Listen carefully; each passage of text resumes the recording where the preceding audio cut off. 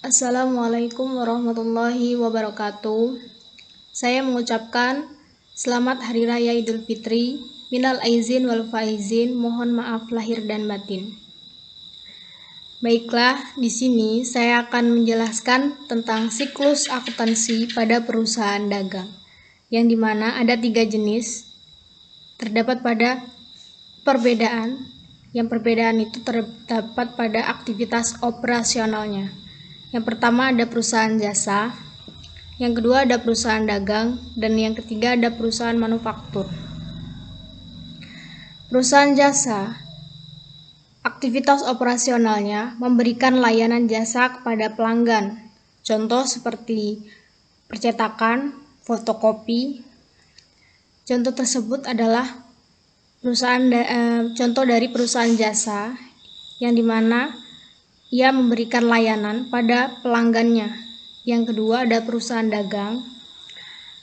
Aktivitas utamanya membeli barang dagangan dan menjual barang dagangan tanpa mengubah bentuk barang tersebut.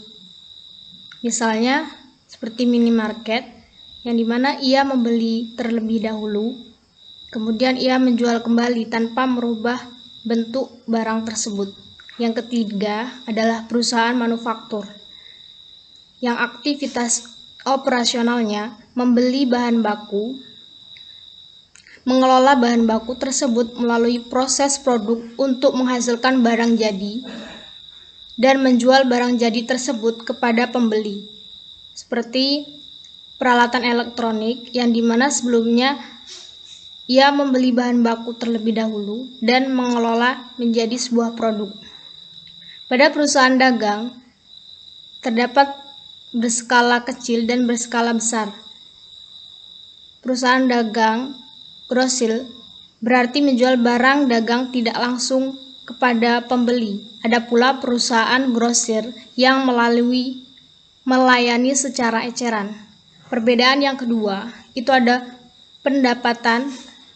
Pada perusahaan jasa disebut pendapatan jasa ataupun service revenue yang akan diperoleh setelah ia memberi pelayanan jasa, makanya disebut pendapatan jasa.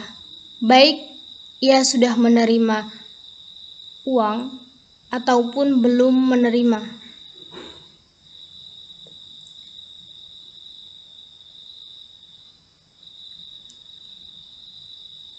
Perusahaan dagang dan perusahaan manufaktur itu ialah hasil pendapatan dari hasil usahanya, disebut penjualan. Jadi perusahaan akan mengakui ketika barang sudah diserahkan kepada pembeli. Pada saat itu ia menerima uang atau belum. Kalau barang sudah diserahkan pada pembeli, maka perusahaan akan mengakui sebagai penjualan. Jadi beda, perusahaan kita disebut pendapatan jasa atau service revenue, sedangkan perusahaan dagang dan manufaktur adalah sales revenue. Pada perbedaan selanjutnya, kita mengenal perusahaan jasa, yaitu disebut persediaan barang habis pakai, adalah perlengkapan pakai yang akan mendukung layanan jasa yang diberikan atau layanan operasional perusahaan. Kalau di perusahaan dagang, di samping dia memiliki perlengkapan atau barang habis pakai untuk mendukung layanan operasionalnya, dia juga mempunyai persediaan barang dagangan yang akan dikatakan barang dagang adalah barang yang dibeli oleh perusahaan dagang yang akan dijual kembali untuk menghasilkan penjualan atau menghasilkan pendapatan. Itulah namanya persediaan barang.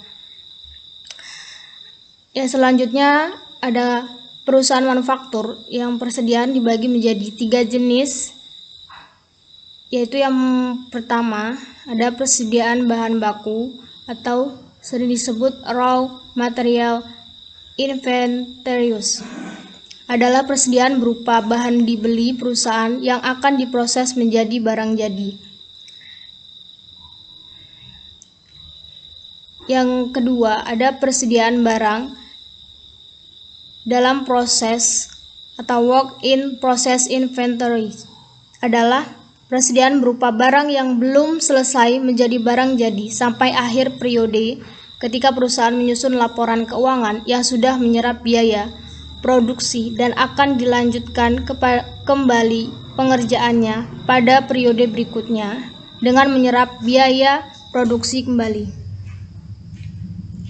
Yang ketiga, ada persediaan barang jadi atau finished good inventories adalah persediaan berupa barang yang sudah selesai melalui tahapan proses diproduksi dan siap untuk dijual kepada pembeli atau diserahkan kepada pemesan. Kemudian, beban-beban pada perusahaan jasa itu adalah beban-beban untuk satu periode berupa beban-beban operasional. Kalau perusahaan dagang dan manufaktur dikenal harga pokok penjualan. Harga pokok penjualan itu ada pada perusahaan dagang dan manufaktur.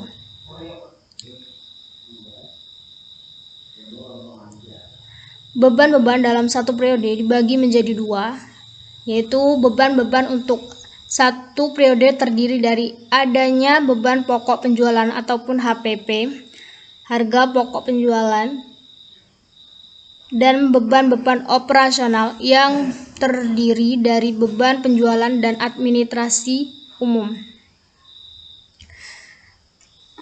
Beban-beban untuk satu periode terdiri dari adanya beban pokok penjualan atau HPP dan beban-beban operasi yang terdiri dari beban penjualan dan beban administrasi dan umum. Selanjutnya, membahas aktivitas operasional perusahaan jasa dan perusahaan dagang. Selain dari aktivitasnya, yang membedakan perusahaan jasa dengan perusahaan dagang dan perusahaan manufaktur adalah dari perhitungan dan penyajian laba ruginya. Perusahaan jasa menyajikan laporan laba rugi biasanya dengan format single step, artinya pendapatan yang diperoleh langsung dikurangkan dengan semua beban untuk memperoleh laba ataupun rugi. Sedangkan pada perusahaan dagang dan perusahaan manufaktur menggunakan format multiple step untuk mendapatkan atau perusahaan menyajikan penjualan yang dikurangkan dengan harga pokok penjualan untuk mendapatkan laba kotor. Kemudian laba kotor dikurangi dengan semua beban operasi untuk mendapatkan laba ataupun rugi bersih. Selanjutnya, itu ada perhitungan laba pada perusahaan dagang dan manufaktur. Harga pokok penjualan ataupun HPP adalah total harga perolehan atas barang yang terjual dan satu periode. HPP merupakan akun kelompok beban. Nama lainnya adalah beban pokok penjualan dan dalam bahasa Inggris disebut cost of goods sold. Harga perolehan atas barang dagangan adalah semua pengeluaran yang dibayarkan oleh perusahaan untuk memperoleh barang dagangan sampai barang dagangan tersebut siap untuk dijual.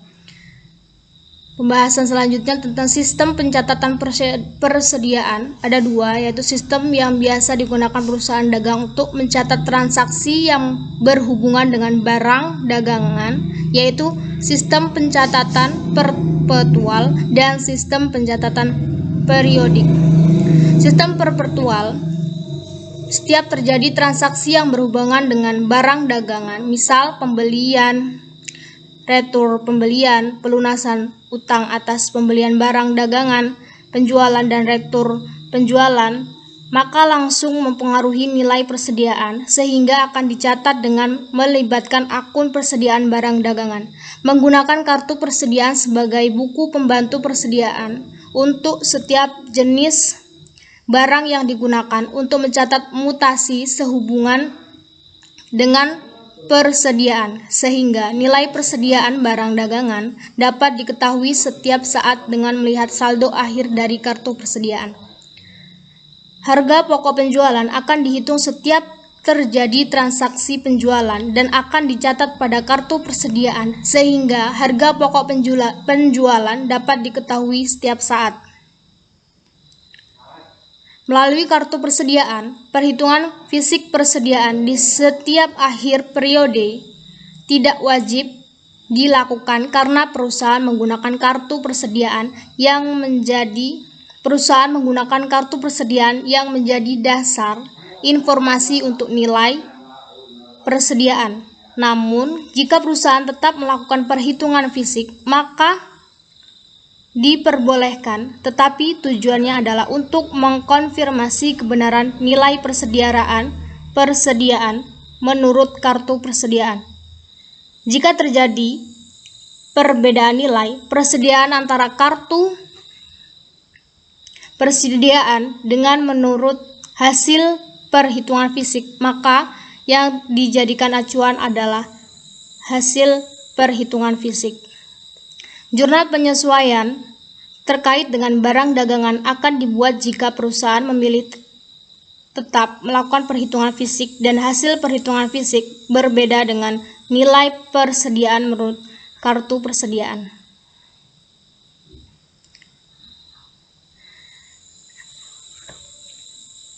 Yang kedua ada sistem periodik, yang dimana sistem terjadi transaksi yang berhubungan dengan barang dagangan, misal pembelian dengan barang dagangan, retur pembelian, pelunasan utang atas pembelian barang dagangan, penjualan, dan retur penjualan, maka tidak langsung mempengaruhi nilai persediaan sehingga tidak dicatat pada akun persediaan barang dagangan.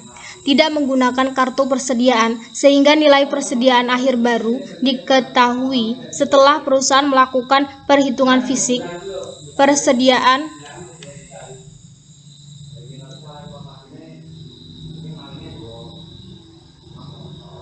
hasil perhitungan fisik ini berupa unit yang tersisa pada akhir periode.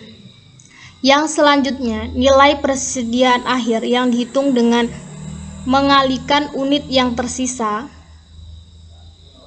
dikalikan dengan harga perolehan per unit. Dengan harga perolehan per unit, harga pokok penjualan baru bisa dihitung setelah perusahaan menghitung nilai persediaan akhir. HPP dihitung dengan cara barang tersedia untuk dijual dikurang nilai persediaan barang dagangan akhir. Perhitungan fisik persediaan di setiap akhir periode wajib dilakukan untuk menentukan nilai persediaan barang dagangan akhir. Jika perusahaan tidak melakukan perhitungan fisik, maka tidak akan diketahui berapa nilai persediaan di akhir periode, sehingga saldo akun persediaan pada akhir periode masih sebesar nilai persediaan awal. Jurnal penyesuaian terkait dengan barang dagangan wajib dibuat dengan tujuan untuk menghapus nilai persediaan awal dan munculkan nilai persediaan akhir. Itulah tadi penjelasan dari saya. Saya ucapkan terima kasih. Akhirul kalam. Wassalamualaikum warahmatullahi wabarakatuh.